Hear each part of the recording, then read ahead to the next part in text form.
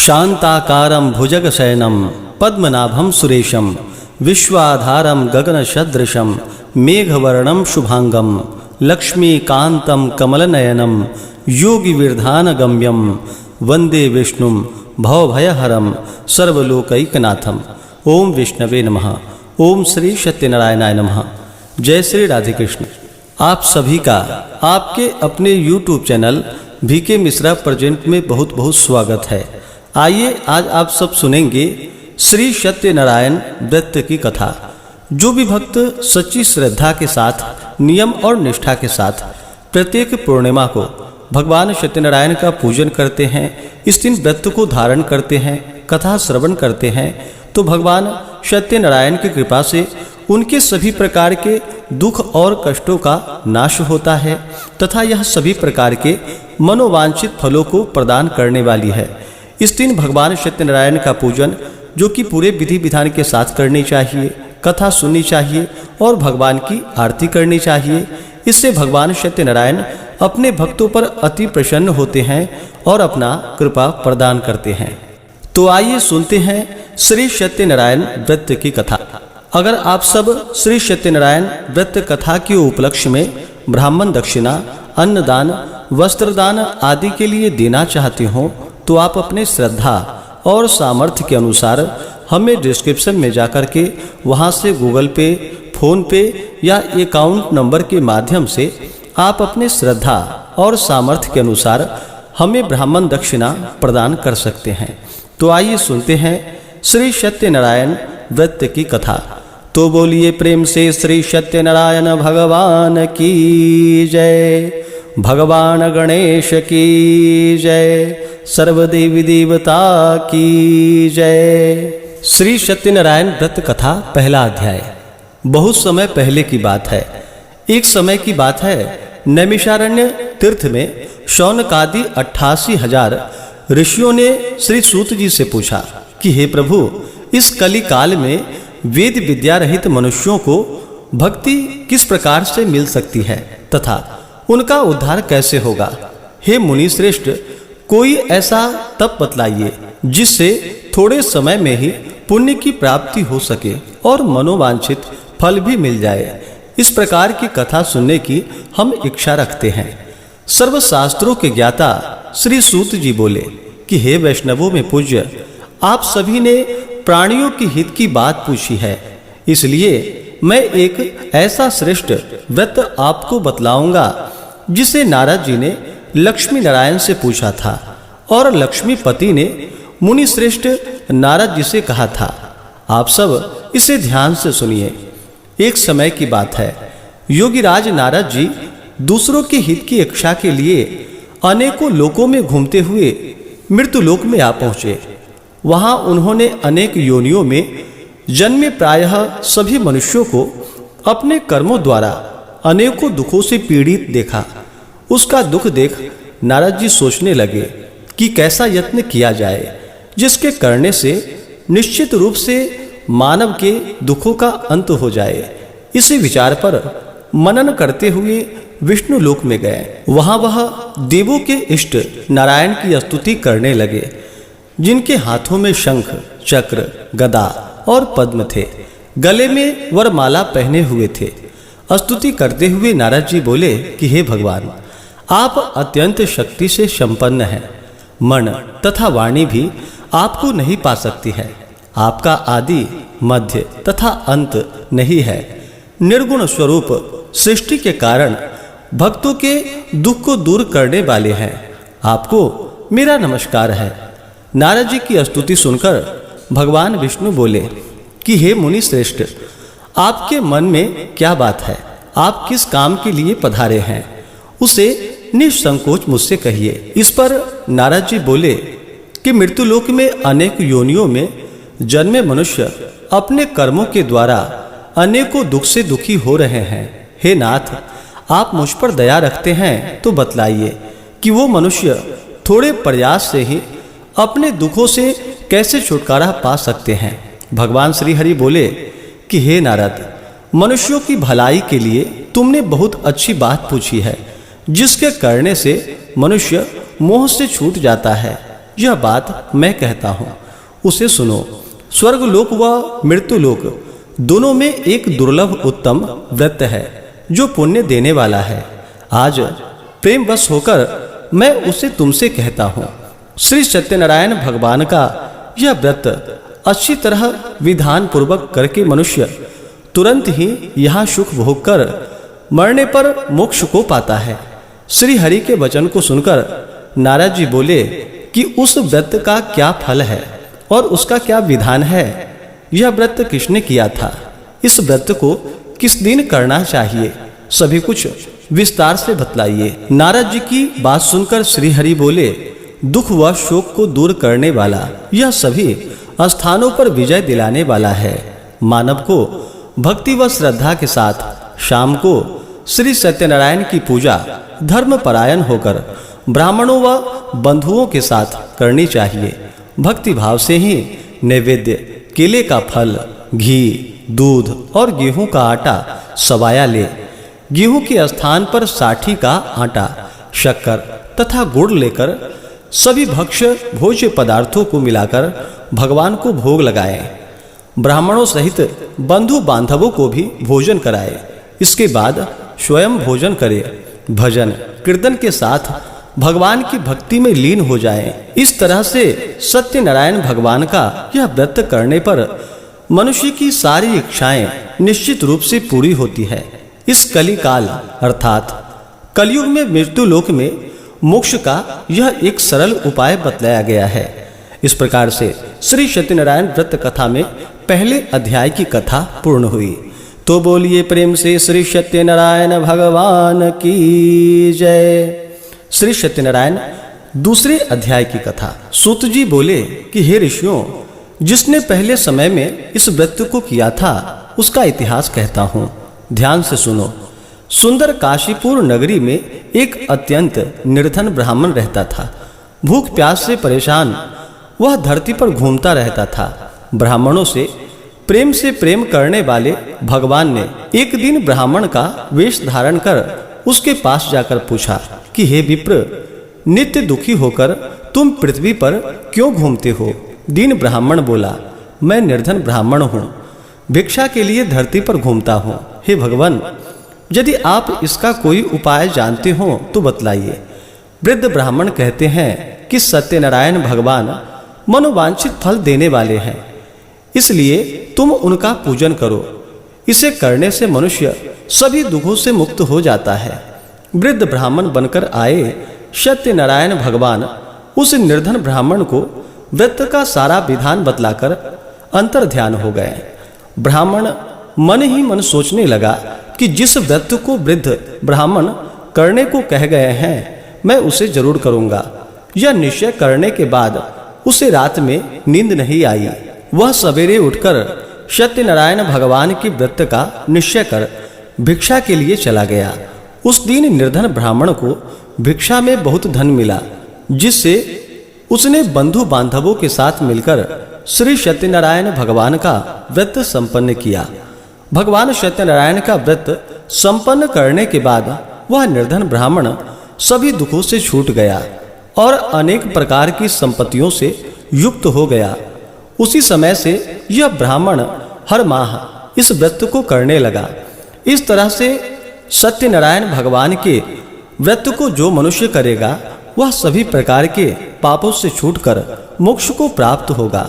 जो मनुष्य इस व्रत को करेगा वह भी सभी दुखों से मुक्त हो जाएगा।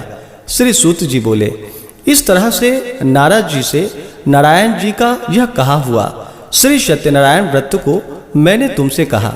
हे विप्रो, मैं अब और क्या कहूँ? ऋषि बोले कि हे मुनिवर, संसार में उस विप्र से सुनकर और किस किस ने इस व्रत को किया, हम सब इस बात को सुनना चाहते हैं, इसलिए हमारे मन में श्रद्धा का भाव है। सूत जी बोले कि हे मुनियों, जिसने इस व्रत को किया है वह सब सुनो। एक समय वही विप्र धन व ऐश्वर्य के अनुसार अपने बंधु बांधवों के साथ इस व्रत को करने को तैयार हुआ। उसी समय एक लकड़ी बेचने वाला बूढ़ा आदमी आया और लकड़ियां बाहर रखकर अंदर ब्राह्मण के घर गया। प्यास से दुखी वह लकड़हारा उनको व्रत करते देख विप्र को नमस्कार कर पूछने लगा कि आप यह क्या कर रहे हैं तथा इसे करने से क्या फल मिलता है, कृपा करके मुझसे भी बतलाइए। ब्राह्मण ने कहा कि यह सब मनोकामनाओं को पूरा करने वाला है। यह सत्यनारायण भगवान का व्रत है।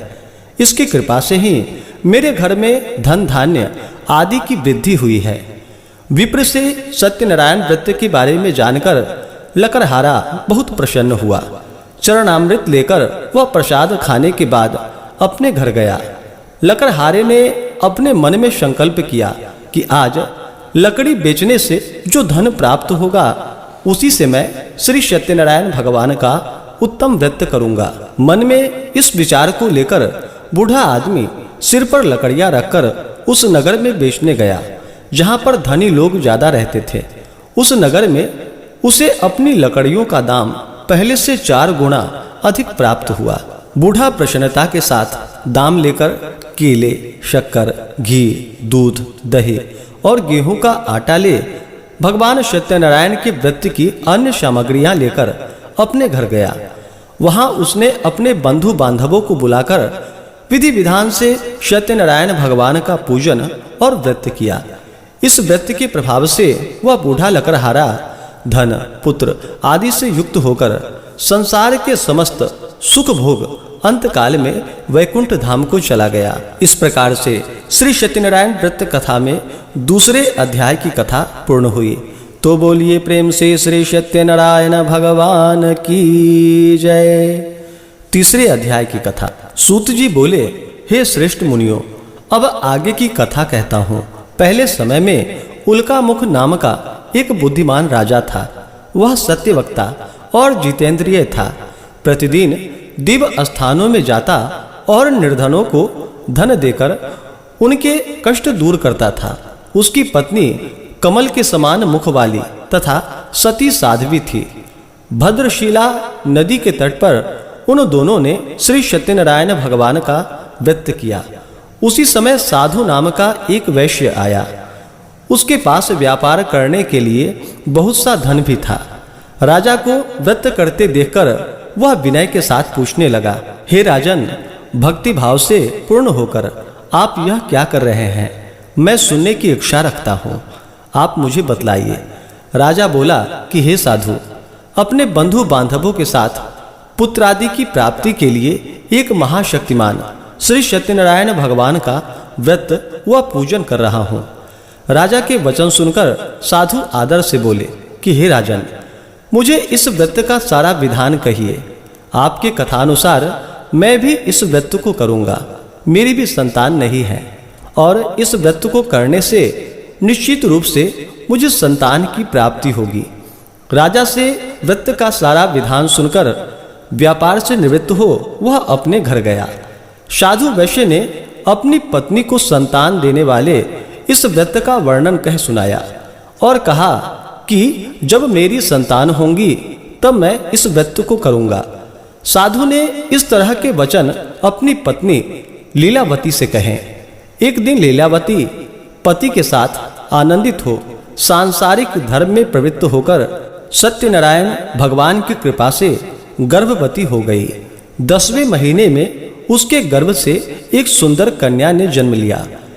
दिनों दिन वह ऐसे बढ़ने लगी जैसे कि शुक्ल पक्ष का चंद्रमा बढ़ता है। माता पिता ने अपनी कन्या का नाम कलावती रखा। एक दिन लीलावती ने मीठे शब्दों में अपने पति को याद दिलाया कि आपने सत्यनारायण भगवान के जिस व्रत को करने का संकल्प लिया था उसे करने का समय आ गया है। आप इस व्रत को करिए।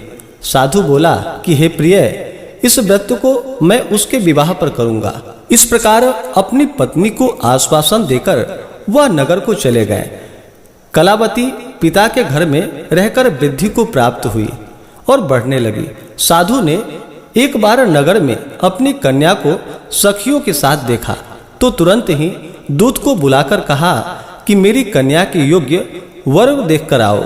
साधु की बात सुनकर दूत कंचन नगर में पहुंचा और वहां देखभाल कर लड़की के सुयोग्य वणिक पुत्र को ले आया।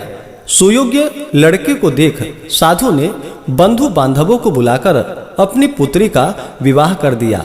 लेकिन दुर्भाग्य की बात यह थी कि साधु ने अभी भी श्री सत्यनारायण भगवान का व्रत नहीं किया।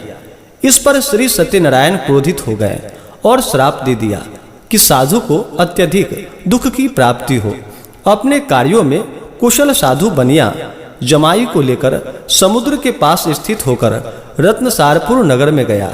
वहां जाकर दामाद ससुर दोनों मिलकर चंद्रकेतु राजा के नगर में व्यापार करने लगे। एक दिन भगवान सत्यनारायण की माया से एक चोर राजा का धन चुराकर भाग रहा था। उसने राजा के सिपाहियों को अपना पीछा करते देख चुराया हुआ धन वहां रख दिया जहां साधु अपने जमाई के साथ ठहरा हुआ था।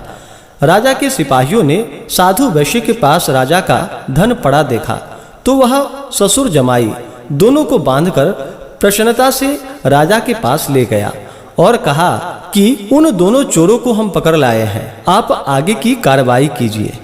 राजा की आज्ञा से उन दोनों को कठिन कारावास में डाल दिया गया और उसका सारा धन भी उसने छीन लिया।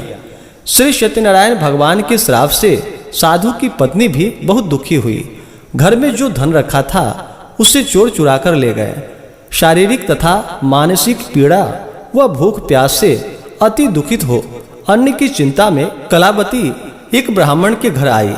वहां उसने श्री सत्यनारायण भगवान का व्रत होते देखा, फिर कथा भी सुनी। वह प्रसाद ग्रहण कर रात को घर वापस आई। माता ने कलावती से पूछा कि हे पुत्री, अब तक तुम कहाँ थी, तेरे मन में क्या है? कलावती ने अपनी माता से कहा कि हे माता, मैंने एक ब्राह्मण के घर में श्री सत्यनारायण भगवान का व्रत देखा है। कन्या के वचन सुन लीलावती भगवान के पूजन के लिए तैयारी करने लगी।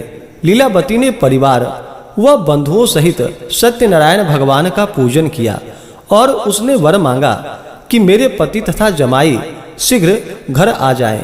साथ ही यह भी प्रार्थना की कि हम सबका अपराध क्षमा करे।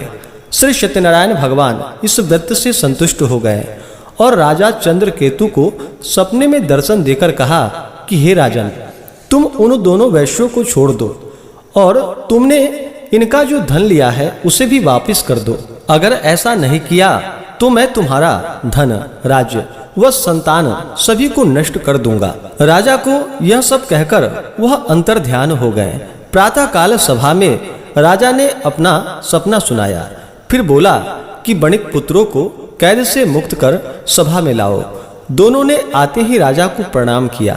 राजा मीठी वाणी में बोला कि हे महानुभावों, भाग्यवश ऐसा कठिन दुख तुम्हें प्राप्त हुआ है, लेकिन अब तुम्हें कोई भय नहीं है।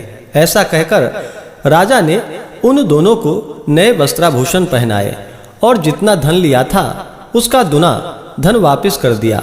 दोनों वैश्य अपने घर को चल दिए। इस प्रकार से श्री सत्यनारायण व्रत कथा में तीसरे अध्याय की कथा पूर्ण हुई। तो बोलिए प्रेम से श्री सत्यनारायण भगवान की जय। श्री सत्यनारायण चौथे अध्याय की कथा। सूत जी बोले, वैश्य ने मंगलाचार कर अपनी यात्रा आरंभ की और अपने नगर की ओर चल दिए। उनके थोड़ी दूर जाने पर एक दंडी वेशधारी श्री सत्यनारायण ने उनसे पूछा कि हे साधु, तेरी नाव में क्या है? अभिमानी वणिक हंसता हुआ बोला कि हे दंडी, आप क्यों पूछते हो? क्या धन लेने की इच्छा है? मेरी नाव में तो बेल व पत्ते भरे पड़े हैं। वैश्य के कठोर वचन सुनकर भगवान बोले, तुम्हारा वचन सत्य हो। दंडी ऐसा वचन कहकर वहां से दूर चले गए। कुछ दूर जाकर समुद्र के किनारे बैठ गए। दंडी के जाने के बाद साधु वैश्य ने नित्य क्रिया के पश्चात नाव को ऊंची उठते देखकर अचंभा माना और नाव में बेल पत्ते आदि देखकर वह मूर्छित हो जमीन पर गिर पड़ा। मूर्छा खुलने पर वह अत्यंत शोक में डूब गया। तब उसका दामाद बोला कि आप शोक न मनाएं, यह दंडी का श्राप है, इसलिए हमें उनकी शरण में जाना चाहिए, तभी हमारी मनोकामना पूरी होगी। दामाद की ऐसी बात सुनकर वह दंडी के पास पहुंचा और अत्यंत भक्ति भाव से नमस्कार कर बोला, मैंने आपसे जो जो असत्य वचन कहे थे उसके लिए मुझे क्षमा कर दे। ऐसा कहकर महान शोकातुर हो रोने लगा। दंडी भगवान बोले कि हे वणिक पुत्र, मेरी आज्ञा से बार बार तुम्हें दुख प्राप्त हुआ है, तू मेरी पूजा से विमुख हुआ है। साधु बोला कि हे भगवान, आपकी माया से ब्रह्मा आदि देवता भी आपके रूप को नहीं जानते, तब मैं अज्ञानी कैसे जान सकता हूँ। आप प्रसन्न हो आइए, अब मैं सामर्थ्य के अनुसार आपकी पूजा करूँगा। मेरी रक्षा करो और पहले के समान मेरी नौका में धन भर दो। साधु वैश्य के भक्ति पूर्वक वचन को सुनकर भगवान प्रसन्न हो गए और उसकी इच्छानुसार वरदान देकर अंतर ध्यान हो गए। ससुर जमाई जब नाव पर आए तो नाव धन से भरी हुई देखे। फिर वह अपने अन्य साथियों के साथ सत्यनारायण भगवान का पूजन कर अपने नगर को चल पड़े। जब नगर के नजदीक पहुंचे तो दूत को घर पर खबर करने के लिए भेज दिया। दूत साधु की पत्नी को प्रणाम कर कहता है कि मालिक अपने दामाद सहित नगर के निकट आ गए हैं। दूत की बात सुनकर साधु की पत्नी लीलावती ने बड़े हर्ष के साथ सत्यनारायण भगवान का पूजन कर अपनी पुत्री कलावती से कहा कि मैं अपने पति के दर्शन को जाती हूँ, तू कार्य पूर्ण कर शीघ्र ही आ जाना। माता के ऐसे वचन सुनकर कलावती जल्दी में प्रसाद छोड़ अपने पति के पास चली गई। प्रसाद की अवज्ञा के कारण श्री सत्यनारायण भगवान रुष्ट हो गए और नाव सहित उसके पति को पानी में डुबो दिया। कलावती अपने पति को वहां न पाकर रोती हुई जमीन पर गिर गई। नौका को डूबा हुआ देखकर वह कन्या को रोता देखकर साधु दुखी होकर बोला कि हे प्रभु, मुझसे तथा मेरे परिवार से जो भूल हुई है उसे आप क्षमा करें। साधु के दीन वचन को सुनकर सत्यनारायण भगवान प्रसन्न हो गए और आकाशवाणी हुई कि हे साधु, तेरी कन्या मेरे प्रसाद को छोड़कर आई है, इसलिए इसका पति अदृश्य हो गया है। यदि वह घर जाकर प्रसाद खाकर लौटती है तो इसे इसका पति अवश्य ही प्राप्त होगा। ऐसी आकाशवाणी को सुनकर कलावती घर पहुंचकर प्रसाद खाती है और फिर आकर अपने पति के दर्शन करती है। इसके बाद साधु अपने बंधु बांधवों सहित श्री सत्यनारायण भगवान का विधि विधान से पूजन करता है। इस लोक का सुख भोग वह अंत में स्वर्ग को प्राप्त होता है। इस प्रकार से श्री सत्यनारायण व्रत कथा में चौथे अध्याय की कथा पूर्ण हुई। तो बोलिए प्रेम से श्री सत्यनारायण भगवान की जय। श्री सत्यनारायण 5वें अध्याय की कथा। सूत जी बोले कि हे ऋषियों, मैं और भी एक कथा सुनाता हूँ, उसे भी ध्यान पूर्वक सुनो। प्रजा पालन में लीन तुंगध्वज नाम का एक राजा था। उसने भी भगवान का प्रसाद त्याग कर बहुत ही दुख को प्राप्त किया। एक बार वन में जाकर वन्य पशुओं को मारकर वह बड़ के पेड़ के नीचे आया। वहां उसने ग्वालों को भक्ति भाव से अपने बंधुओं सहित सत्यनारायण भगवान का पूजन करते देखा। अभिमानवश राजा ने उन्हें देखकर भी पूजा स्थान में नहीं गया और ना ही उसने भगवान को नमस्कार किया। ग्वाले ने राजा को प्रसाद दिया, लेकिन उसने वह प्रसाद नहीं खाया और प्रसाद को वहीं छोड़ वह अपने नगर में चला गया। जब वह नगर में पहुंचा तो वहां सब कुछ तहस नहस हुआ पाया, तो वह शीघ्र ही समझ गया कि यह सब भगवान ने ही किया है। वह दोबारा ग्वालों के पास पहुंचा और विधि पूर्वक पूजा कर प्रसाद खाया तो श्री सत्यनारायण भगवान की कृपा से सब कुछ पहले जैसा हो गया। दीर्घ काल तक सुख भोगने के बाद मरणोपरांत उसे स्वर्ग लोक की प्राप्ति हुई। जो मनुष्य परम दुर्लभ इस व्रत को करेगा तो भगवान सत्यनारायण की अनुकंपा से उसे धन धान्य की प्राप्ति होगी।